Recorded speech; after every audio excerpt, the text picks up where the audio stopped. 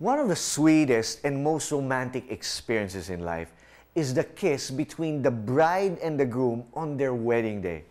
Just thinking about my own wedding day actually makes me smile. In fact, medyo kinikilig po ako. There is nothing lovelier than when a man gets to kiss his wife for the very first time. Pero bakit marami sa mga kabataan ngayon tila nauna na yata ang kiss bago ang kasal? I'm Carlo Panlilio. Stay with me as we discuss sex and purity.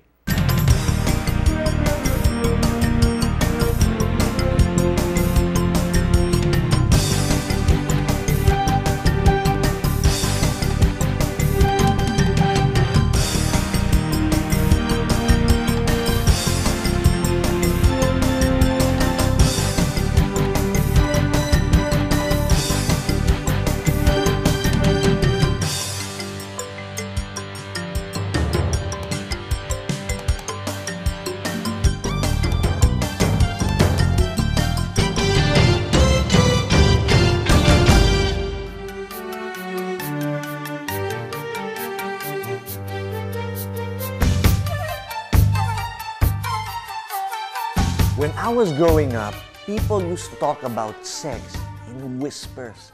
These days, we are more open in discussing our sexual experiences.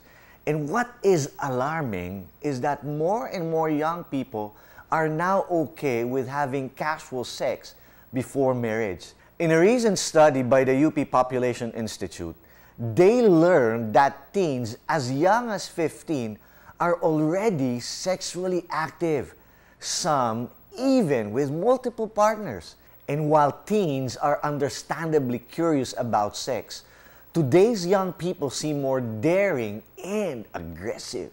Professor Ardina works very closely with young people, and she shares some insights into their sexual behavior. Important po yung attitude and behavior of the parents, and that will also determine on their behavior, the children, also the siblings. The influence mga ate, mga kuya. Minsan kasi itong mga ate, kuya nag-share sa mga younger siblings, no, nangyari sa kanila, ma-experience, not thinking about yung effect sa bata. And then also, they're looking for love in all the wrong places. If they can't find it at home, then when they have a girlfriend or boyfriend, and they think they could find it in that relationship, so they start to engage in premarital sex. Media plays an important role, broadcast all these things, and shows that it's okay to do it with whoever you want to, wherever. The pressure sometimes from the peers, it could be explicit na, uy, but wala ka pang girlfriend, siguro bading ka, no? And then of course, if they have a boyfriend, the usual line na, if you love me, you will do this with me, or you'll go all the way. Sadly, while premarital sex is made so glamorous and romantic in the media, its devastating effects are seldom shown or discussed on air. Bukod po kasi sa unwanted or unplanned pregnancies, may impact ang premarital sex sa bawat individual, babae man o lalaki, emotionally, socially, financially, and spiritually. One of the reasons why young people engage in premarital sex, a girlfriend, boyfriend, because they want to keep their partner. Like for the girl, she thinks if she has sex with her boyfriend that she can keep him. But actually, that's what will drive him. After they have sex, he got what he wanted. Okay, move on to the next conquest. We see that happening time and time again. And when they get pregnant, some of them actually get abortion. Of course, there's a problem of complications. No? If they go to the wrong person, not a certified medical doctor, and other things, then STDs, HIV. Yung pinaka-worst doon would be death. And then emotionally, meron doon yung tawag natin emotional baggage. There's worry, there's fear, there's regret, and then sometimes hatred towards your own self and even your partner. And then socially, there might be pressure to get married early. And it's a bad start for a marriage. It's not a good basis for a marriage na magpakasal lang dahil buntis. And one of the most common reasons for this problem is that teens simply don't know any better. For various reasons, many teens seldom get to talk to their parents about sex and learn about it only from friends, books, or even the internet. Aside from teaching them about sex, parents also need to provide emotional security to their children. Parents play an important role in the sexuality of their children. They need to provide their children with love. We assume by providing for their needs, material needs na sapat na yon. But kailangan nila yung hugs, yung kisses, yung sabihan sila na I love you. They need to feel na secured sila in their relationship with their parents. If premarital sex is a no-no, what then is a better alternative? We'll discuss this when we return.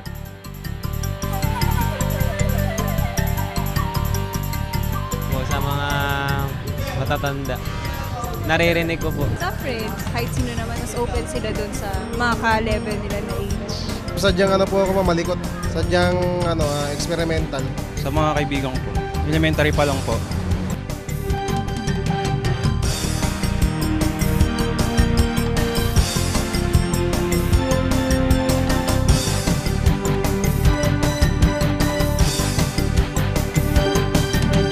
Grade 6, nakita sa movie. Since I was 12 years old, nung nagkaroon po kami ng puppy love ko. Sa friends po, first year, high school, 13. Yung prof namin, nagkukwento.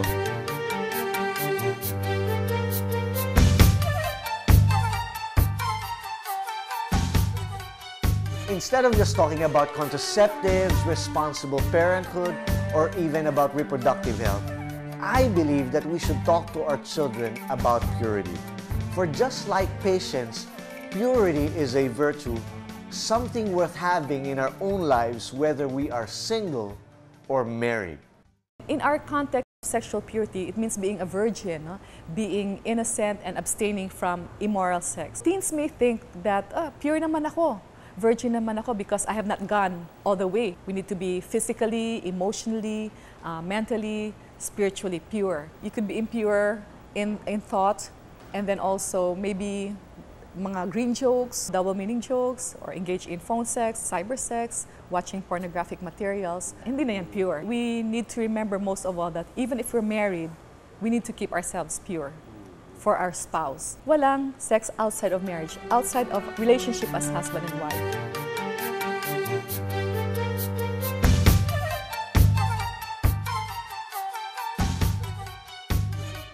There are several organizations that teach teens about chastity and purity.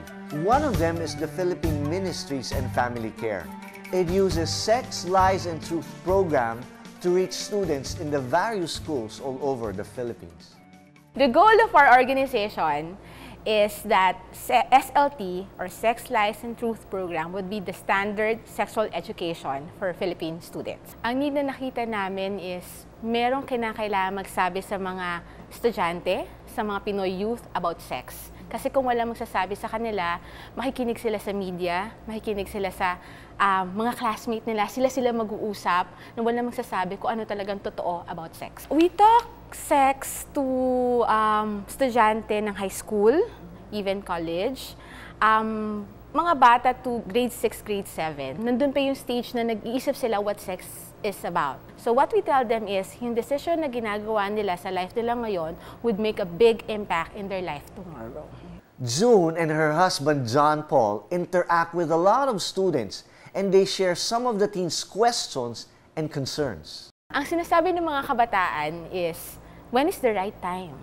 Sabihin nila, okay lang ba makipag-boyfriend or girlfriend? O pag may girlfriend ako, kailan kami pwede mag-kiss? O minsan sinasabi nila, magko-holding hands lang naman kami. Anong masama doon? Wala rin naman masama sa pagkikiss. Everybody's doing it, so why can't I? Sinasabi natin is, wala pang alam yung mga yan, lalo mga first year high school, wala pa silang alam tungkol sa sex. Pero ang totoo, may alam na sila. There's so many myths pagdating sa sex, pero madalas na sinasabi nila is, number one is, pagka I will give sex to get love. It's a sign na mahal talaga kita. So, ibibigay ko to. Pangalawa is yun nga, na sasabog ako pag hindi ko ginawa to. Na since may urge nga sa katawan, walang control. So, gagawin din nila yon. Pangatlo is, everybody's doing it. So, gagawin ko din. So, wala nang magbabago sa akin, ginagawa nilang lahat. So, gagawin ko din. No harm. Ang sinasabi namin sa estudyante is, when you hold hands, and when you kiss, it's as if you're lighting the pilot light. Every human being has this pilot light. Now, when you lit it, sunod-sunod na pwede mangyari. Kissing is not dangerous or harmful, yes, but kissing can lead you to something that you would regret afterwards, lalo na pag kailan dalawa. Tapos tatanungin nila sa akin, when is the right time ba to fall in love? Lagi na sinasabi, I don't know. Or honestly, I don't know. Pag nagsispeak ako sa kanila, I don't know when is the right time. Pero at least I know when is not the right time. Diba? Kasi we speak about priorities now. Kung talagang mahal mo yung lalaki o babae, diba? You should know what your priorities are and what her or his priorities are. Diba? Kung estudyante kayo pareho, you don't want her or him na mabaling yung priorities niya para lang sa relationship na to. And when you really love the person, you also want her or him na mag-excel sa ginagawa niya. Over the past 5 years, Joan and Japs have reached thousands of students in over 200 schools in Metro Manila and Luzon. And their passion about purity is definitely infectious. Number one benefit is there is no other freedom, no other confidence that na meron na ibibigay ang purity sa life mo. When you live a lifestyle of purity, mas free ka. Free to do your goal, free to fulfill your dreams, free to enjoy a life that God has given you. Siguro sinasabi ng ilan sa inyo, corny ang buhay na puro purity lang. Bad trip nga ba ang maghintay? Sasagutin namin yan sa kwento ni James Gallardo. Susunod na. Kasi mama ko, conservative siya. Hindi masyado namin pinag-uusapan niya. Pero sinasabihan niya ako na wag daw muna makipag-ganong kasi estudyante pa daw ako. Hindi po. Masyado po kasing awkward ko kapag ako yung nagtanong. Nahihiya din ako o parang medyo minsan respeto din.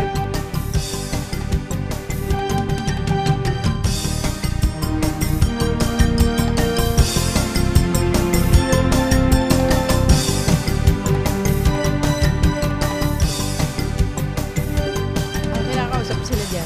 High school na sila. Alam na nila yung alam nila. Ngayon, sa ngayon, malalaki na sila. Tapos na silang lahat sa pag-aaral. Nakausap din po. Hindi naman talagang diretsuhan ako. Medyo padaplis lang. Sa akin po, hindi ko po talaga itinuturo yon kasi ayoko malaman niya tungkol sa sex. Sabi po niya, itinuturo daw sa eskwelahan. Ako nga, ayoko nga po nung gano'n natututunan.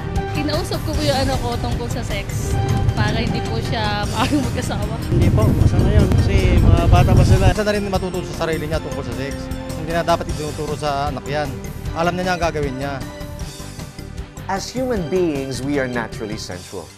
We love touching and we love the sensation of being touched. Kaya nga mahirap magpigil ng damdamin.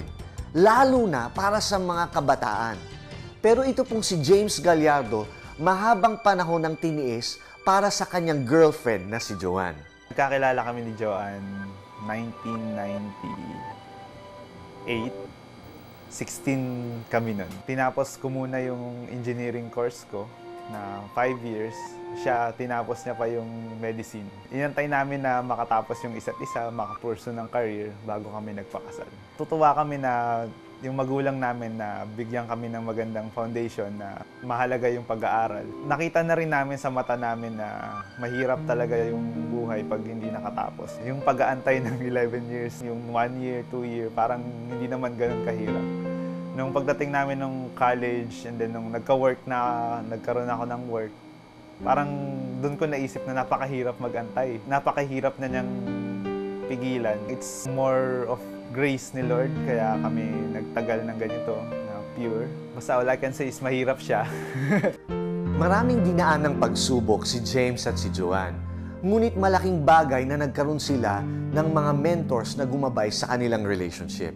They also had a number of meaningful activities. Mahalaga yung mentors sa relationship namin. Sila yung naging representative ni Lord. Laging nagpapaalala sa amin na hindi ka lang kay God accountable. Accountable ka din dito sa tao na pinagtitiwalaan mo about your relationship. Sa relationship namin, hindi naging boring yung pagiging parte namin ng church.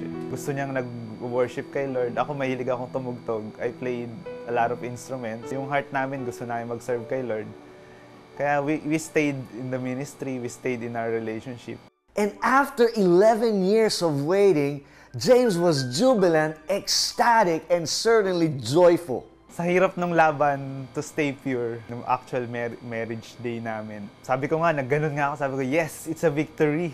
One angle na nakikita kong advantage when you stayed pure is dun sa initial stage ng marriage nyo, merong instant na bonding, merong mas intimate na moments together because nalalaman namin na intended siya talaga for marriage. Macha-cherish mo siya na it's really a gift from God. Nung nagkaroon na kami ng baby, yan ang produkto ng pagiging pure natin. Sulit na sulit yung matagal na inintay natin. Yes, it is really worth the wait indeed. But what if you have not been pure? What if you have already damaged yourself? Is there hope? That's next as we hear Cor's story of hope and redemption.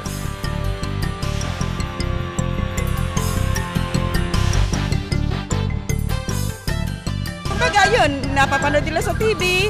So, pinapaliwanag ko rin kung dapat bang gayahin o hindi dapat gayahin. Oo, kung paano mag-boyfriend, mag-girlfriend, crush-crush, mga kaibigang babae, okay naman, pinapayagan ko naman sa kanya. Sinabi ko, or sa pumasok ka sa pagsisex, siyempre, mga mamamamilya kang bigla. Paano yung puri ngayon?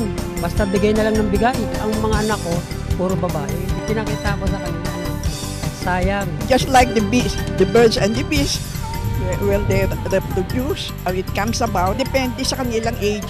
Minsan lang ko lang siya tinanong. Kinuha ko lang yung ano niya, yung reaction ba, kasi magdadalagan na eh. Mas may kipagayan, pag gusto mong ano, kailangan lang. Pala mo sa akin para akong turuan kita kung paano i-apply ka.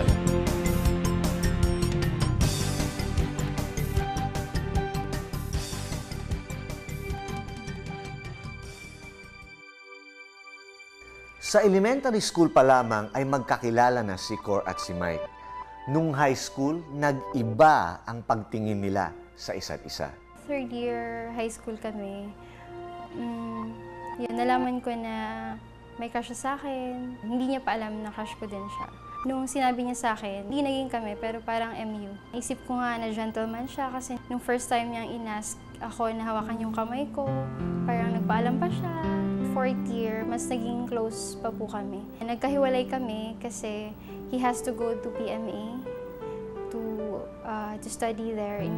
Doon siya magka-college. Almost a year na hindi kami nagkita. Nag-aaral ako sa UP, may nag-text sa akin na, "Hi, kumusta?" Alam kong siya. And then, yun sabi niya, "Andito ako sa Viluna Hospital. So, pwede ba tayong magkita?" Dahil sa di magandang impluwensya ng mga taong nakakasalamuhan nila, ang lalaking pinahahalagahan ni Cor ay tila nagkaroon ng bagong katauhan at ang kanilang relasyon ay nagkaroon ng ibang kahulugan. During that time, he was really talking to the people in the ward nung nasa hospital pa siya. And this was soldiers na galing sa gera. And yung pinag-uusapan nila, puro bastos. So yung language niya na nare-relay niya sa akin, ganun din. Iba na thinking na this is the guy na pakakasalan ko. Whatever he says, I'll do. Kasi okay lang, kasi feeling ko mabait siya. Sabay kami umuwi sa Iligan. Tapos, yun, syempre same kami sa biyahe, kami lang dalawa. May nangyari. And yun, it didn't just stop there. Sundan siya ng masundan. When I was 17 years old, I was really feeling something sa body ko. Parang hindi na tama. Iba na, parang may something, may ibang reaction sa body ko. Nas 5 months, na saka ko talaga na-confirm na buntis ako. I was really very confused. Hindi na ako pumapasok. Pero somehow, parang sabi ko, andyan naman siya. So okay lang. And we both decided na ipa-abort yung baby. Because she had no other close friends, Cor trusted her boyfriend completely. Somehow, she felt safe that he stayed beside her. She hoped that everything would be okay. But nangyari siya ulit. He was careful na. Pero again, it happened. Pina-abort namin ulit. I was really very lost. And kasi yun nga, siya na lang yung andyan. And during that span of time, yun, nakita ko na nawawala na rin yung feelings niya. Akala ko na pag, yun, since may nangyari na sa amin, wala na din siyang takas. During that time na kami, na nangyayari yun, nafe-feel ko na yung emotions niya, nawawala na din. When he broke up with me, nalaman ko na nagka-girlfriend pala siya. Kaya niya pala talaga akong iiwan. Cor joined different organizations, hoping to ease the pain that she felt inside. She kept herself busy, hoping to keep away the nightmares, the hopelessness, the loneliness lurking deep inside her heart. Umiiyak ako sa room ko dahil sa pagka-depress, super nalulungkot, gusto mo pakamatay, sinasugatan ko yung sarili ko. Even pag natutulog ako, nagkaka-nightmare ako, papanaginipan ko yung baby na puno ng dugo. But just when it felt she had hit rock bottom, Cor finally found a true friend. Someone who gave her true, unconditional love. For the first time in her life, Cor finally felt secure. I attended this encounter and yun, shinare doon na forgiveness is a choice. And yun, si Lord, grabe yung love niya. Grabe lang yung revelation ng love niya. Na really, He can take our sins away. Na ganun, kaya ganun katindi yung pinagdaanan niya sa cross. It's because of what I've done, what I deserve. And yun parang dinaanan siya ni Lord lahat for me. I am sure na I am restored, I am pure, because yun, Jesus died for me. And His love really covers all. Finally at peace with God and with herself, Cor faced another trial. Mike called and wanted to see her again. This time, Cor shared the new life that she had found. Nung una, parang ayaw niya sumama. Pero eventually, yun lang kasi yung pinupuntahan ko. Pupunta ako ng church. Sumasama siya. Nakilala niya si Lord. Alam kong mahal niya si Lord. He was really molded sa character niya. And he even became a leader. Cor and Mike have grown so much in their individual relationships with God. And after many years of prayer, Mike is courting Cor again. This time, they are keeping themselves pure and saving themselves for each other. The same temptation before is the same temptation na meron ngayon. But the difference is we have both grown kay Lord and we intentionally guard our hearts. Pag kami lang dalawa, tatawag kami ng kasama. We intentionally meet in a place na madaming tao. We set curfews, we set rules. It's actually being mature, being guarded, thinking of the person, not being selfish. It's one way of showing na you love and respect the person. Grabe! Isn't that an inspiring love story?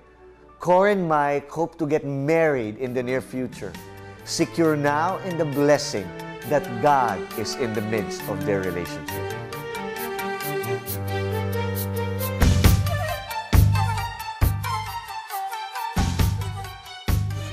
There's such a thing as second virginity. Hindi porket nagawa na okay lang gawin ulit. If you have committed sexual sin or committed sex outside of marriage, you can go to God, ask Him for forgiveness, and then ask Him to help you to stop doing it.